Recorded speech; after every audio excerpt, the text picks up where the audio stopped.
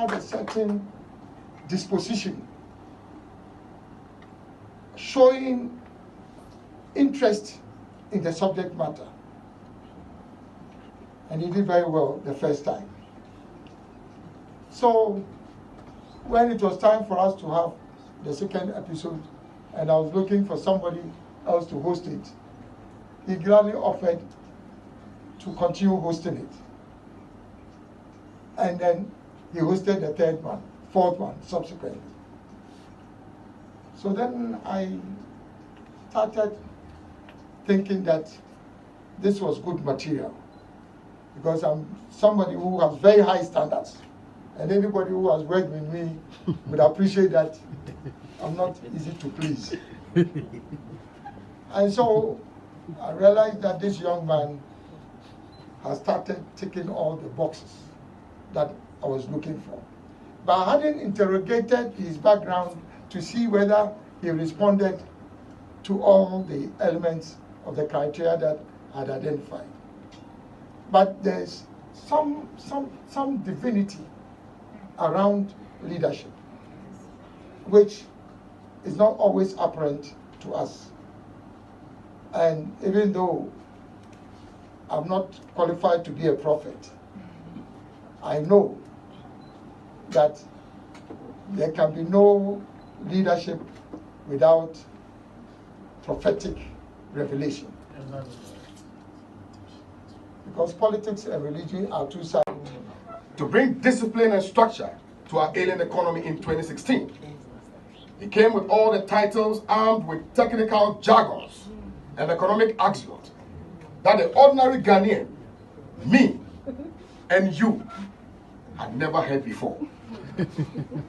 Top of his priority was a stable economy and stable city, a migration of the Ghanaian economy from taxation to production. But what do we see today? A city in free fall. Prices of basic commodities skyrocketing beyond the reach of average Ghanaian, and an economy teetering on the brink of collapse. Today, the same economic wizard under whose leadership as head of Ghana's economic team for 8 years, plunging this country into an abyss, is seeking to become the president while telling us it is possible. The question then becomes, what is possible?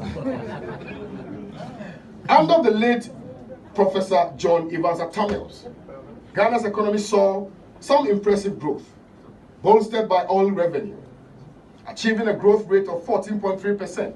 Yes. However, after his passing, the economy deteriorated under former President John Dramani Mahama, who, facing some challenges to the country, to the IMF, when growth had plummeted to 3.4%. This led to Ghanaians rejecting his bid for a second term. Unfortunately, in the last decade, the economic situation has worsened, with macroeconomic indicators deteriorating further under the leadership of President Nana and Vice President Bawumia, pushing the country into deeper economic distress. Listen, Ghana's economy is in turmoil. Today, basic commodities such as food and fuel have become luxuries for many households. The purchasing power of Ghanaians has reduced drastically thanks to a depreciating currency that has pushed many into abject poverty. Small and medium-sized enterprises, which are supposed to be the backbone of our economy, have been relegated to the background and are now suffocating under the weight of excessive taxes, high interest rates, and a volatile business environment. Foreign direct investment has slowed, and local industries are being outpaced by cheaper imports because we have failed to prioritize industrialization and sustainable growth.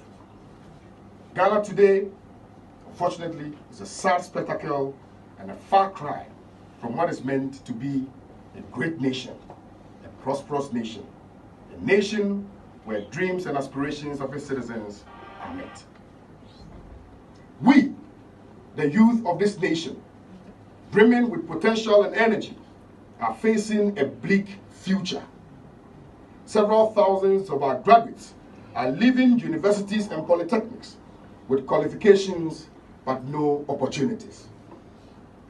The informal sector, which provides livelihoods for millions, is stifled by a lack of access to capital, while corruption and inefficiencies continue to drain this economy.